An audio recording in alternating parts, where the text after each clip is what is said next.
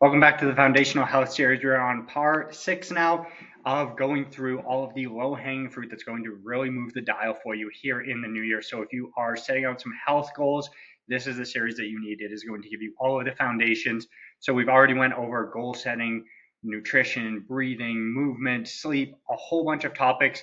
If you haven't already seen those videos, make sure you go back and watch the previous videos. They all kind of work together, especially that first one on setting goals that align with what you're actually doing in your life. So your goals of what you want actually have to show up in your daily actions.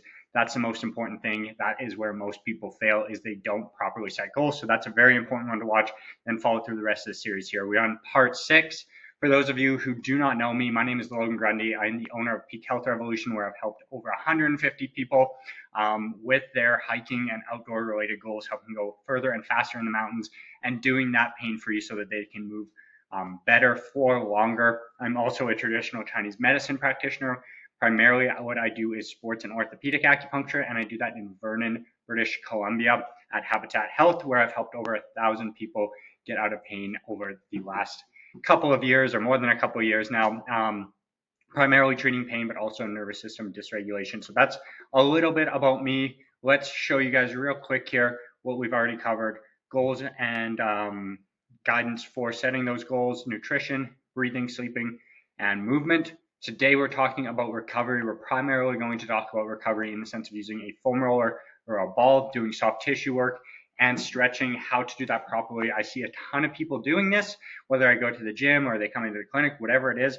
People are doing the work, they're just not doing it right. So you're putting in the time, but you're not getting the results. I'm going to show you guys some of the main techniques that we want to use to actually get good tissue work done, and kind of like what is the thought process behind it when we're doing this stuff. I'll show you what I typically see and where that can actually be valuable, and then what I want to see people doing a whole lot more of. All right, you guys, so week 6, learning how to release all those tight tissues and recover properly. If, as I'm going through this, you guys have any questions for me, you can find me peakhealthrevolution@gmail.com. Fire off an email. I will be happy to answer any questions that you guys might have for me. So when we're talking about recovery work, we're primarily talking about using a foam roller or a ball, doing soft tissue work and stretching.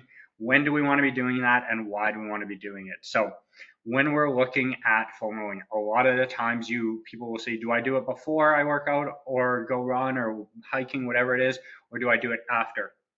And the answer is it depends. Of course, it depends.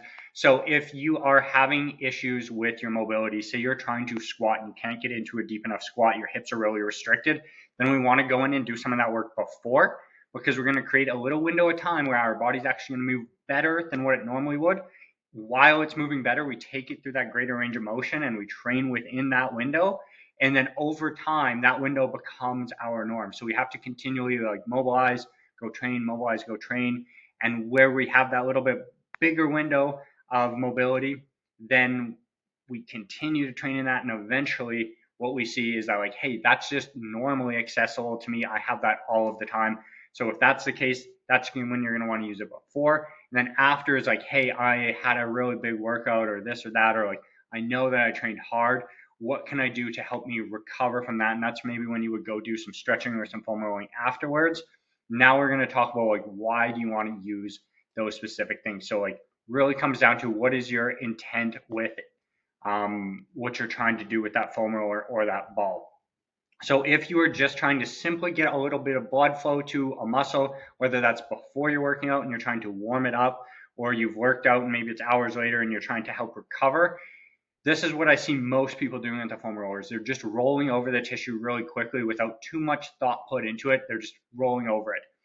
And if that is all your intent is like, hey, can I get a little bit of blood flow here? Then that quick foam roll is going to help with that. You're going to get, it's kind of like a self massage, right? You're going to get a small increase in blood flow there. But really what most of us are doing is trying to gain length in tissue, gain mobility, recover from injuries that we're having, those types of things. And if that is our intent, then what we want to do is go much slower with the foam rolling, much deeper and much more intent and thought put into it. Where am I feeling this? Oh, it's sore there. Let's stop. Let's work through that a little bit.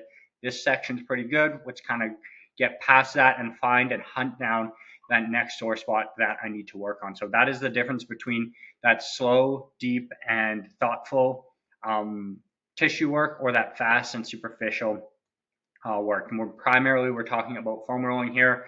We're talking about stretching. We're talking, is it dynamic? Is it static? If it's static, then we can still do that before. You've definitely probably by now heard about like studies saying like, hey, I hear that actually increases your chances of injury when you go out and perform an activity. Now that is true, but you also have to look at what is the activity you're performing and how are you planning the lead up to that. If you just go and statically stretch and then go head out for a soccer game or something where you're going to be sprinting up and down a field, you're right. You're probably going to increase your chances of injury. However, if say you're headed to the gym to do some squatting again and you lack that mobility and you stretch through your hips, but then you do a bit of mobility work where we're actively taking that muscle in and out of range of motion. After we've stretched and we're kind of priming that muscle again, then you're not going to have a higher chance of injury, but you are going to have more range of motion available to you. So it all depends on kind of what we're trying to accomplish with it. We're mainly going to talk about the foam rolling and the ball work and on these specific techniques that we want to use. This is where you're going to see the most change happening is when you get that slow, deep wave. So really good areas to do this on are think long, big muscles. So something like your quad or your hamstring, even getting into the calf or your thoracic spine or something with this. Think long muscles, and then you're applying lots of pressure onto it and you're moving through it really slow. And it's like, imagine like a wave, right? The wave kind of like we see the water rise and then fall.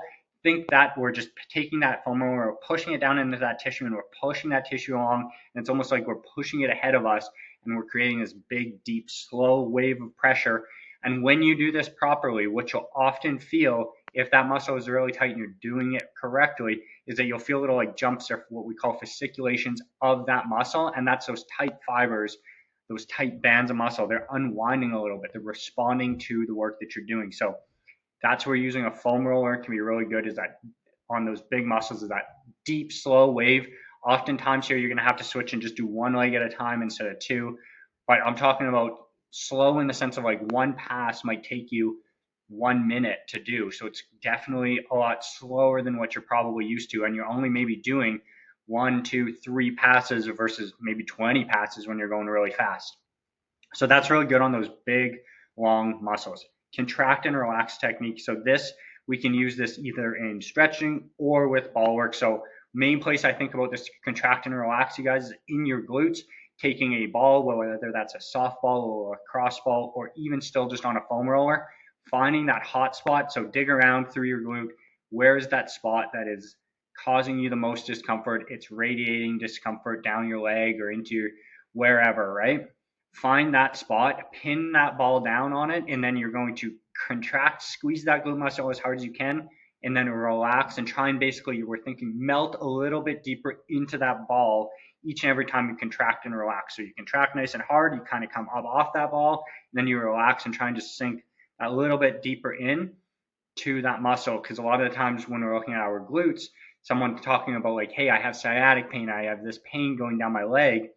We have our big glute max muscle sitting over that smaller piriformis muscle that maybe that's where we actually want to get down to, right? So we have to help our body with this contract and relax technique to get deeper and deeper as we go through multiple rounds of that. We kind of add enough pressure as we go through to get through that glute max and start to affect something like that piriformis muscle. So that's where that contract and relax can be useful. Another place where we're using this contract and relax is in stretching, where we're going to contract a muscle, hold it, and that's going to add to the stretch. Then we're going to relax, breathe, just try and sink deeper a little bit, contract in that muscle. So what I'm thinking about here is something like a couch stretch. If you're not familiar, throw it into YouTube, but basically really great for your hip flexors, your quad, wherever you're feeling the most tension on that front line. And then what we're doing again is contract the glute. It's going to add a bit of stretch through that hip flexor, because you can't be in hip flexion and hip extension at the same time. So if we're trying to open up that hip flexor by squeezing the glute, that extends the hip, that's going to add to the stretch a bit. We contract it hard, we add to that stretch, then we relax and breathe through that, and we go through multiple phases of that. Next one here, we have the pin and stretch. So this I find really effective in something like the top of your hamstring, or another good place would be through your rhomboid, so just inside of your shoulder blade. Basically what we're doing, again, Typically using a ball again on this one, finding those most sore tender spots, so high up in the hamstring, kind of where your glute meets your hamstring, or on the inside of that shoulder blade where it gets really knotted up and lots of adhesion and gravelly bits in there. Pin down one of those spots, and then once it's pinned down, those muscle fibers, as we move them, they're kind of going like this, and we're pinning one of those spots down with the ball, and then we're going to change the length relationship of that muscle by moving it, and that's going to help with those most kind of adhered sticky spots where we're getting trigger points or tight bands through there. So pinning it down with that lacrosse ball or maybe a softball, and then taking it through some range of motion. So if we're looking at doing this on a hamstring, I like sitting up on like a massage table, or if you're at a gym, like a box or even a chair at home, get high up in that glute tissue, or in the hamstring tissue, kind of where you meet the glute there. You get that little crease, and then you're going to pin down that most sore spot, and then you're just straightening the leg out, bringing it back down, straighten it out, bring it back down, hunt through those spots. For the shoulder, you're just grinding it up against a wall, or if you can get that much pressure on it down on the ground, then you're taking that arm, going cross and back, and it's going to take that tissue from short to long positions while we're working on it.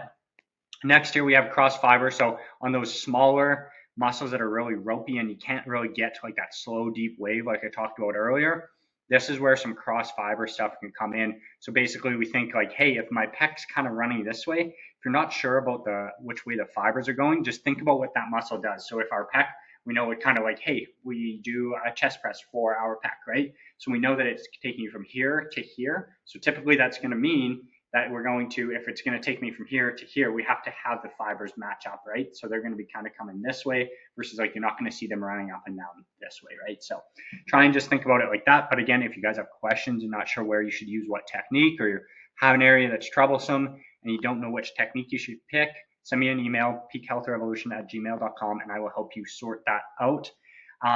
Cross fiber, good on those short muscles. I love it into the pecs. Basically, what we're doing is we're finding that ropey band and we're just kind of flicking or plucking over it continuously, and that can be really effective. You can also kind of use this pin and stretch on something like that with that cross fiber too, is where you're pinning it down, but then you're also moving it up and down, getting it to kind of flick over those fibers a bunch of times. And then the last one, we use this in a lot of different spaces. We're kind of using it with all of these other techniques, but I want to describe it a little bit for you guys so that you understand what a lot of this deeper work is doing. And a lot of it comes down to ischemic compression. So ischemic basically means we're not getting blood flow to that area. So these tight bands or trigger points or knots that you've heard of, what we're doing with that, one of the best ways that we can alleviate that, there's two main ways that I've found to be most effective with people. Ischemic compression, aka we're just pushing on that tissue so that it doesn't get blood flow. So think if you had a garden hose and you pushed onto it or stepped on it, how you're going to reduce the flow in that one spot. That's ischemic compression. We're going to take away the blood flow to that area. Then when we hold that on there for 30 seconds, a minute, 90 seconds, and then take that back off, it's going to help deactivate that tight band or that tight knot or trigger point in there for you. Another really good way to release those trigger points or those knots or tight bands is with an acupuncture needle. You go in there, you get that muscle to jump a couple times, and we're going to deactivate those. So that's basically what ischemic compression is. We're using that with some of these other techniques, but that's the idea with all of this soft tissue work, is like stop doing the the quick passes over muscles without much thought into it. Put some more intent in there and use these techniques, and you're going to find that you get a lot better results with that soft tissue work and that time that you're putting into it. Now, you guys, my final warning here on the soft tissue work, though, is do not spend forever here. Don't endlessly do soft tissue work, get the foam roller out, get the ball work. We do need to start there quite often, but after a while, what we want to do is transition away from that into mobility work and into looking at how we're actually moving and move better so that we have less compensations and don't need to keep going back to the foam roller to alleviate those tight bands of muscle. So I talked about this at the end of the last one. So if you didn't watch the one on movement and maintenance of our body, go watch that one. I give you guys a more in-depth look at why we don't want to just be stuck forever foam rolling. We actually just want to use it as a tool to advance us to kind of that next level where we're just not even dealing with that tightness and pain all the time. We're just using it eventually to put out little hot spots that come up. We're using mobility and just moving regularly and well so that we don't even have to get to the point where we have aches and pains and need that foam roller. That's what I got for you guys for this week. Join me next week where we're going to talk over the last couple here. So we still got habits next week. We're going to talk about how to form good habits and routines, which goes right back to that week 1 where we talked about goals and how we want to take our big overarching goal that's maybe 6 months out, break it down into monthly, weekly, and then what are we doing on the daily level? What are those habits, routines, helping you guys actually lock those into happening on a daily level easily for you guys instead of constantly fighting against them. And then finally, we're finishing off with a bunch of bonus tools that I think are the best tools that we can use to help improve our health outside of these main kind of areas. And again, you guys, if you have any questions, peakhealthrevolution@gmail.com. I will see you guys next week where we'll talk about habits and routines.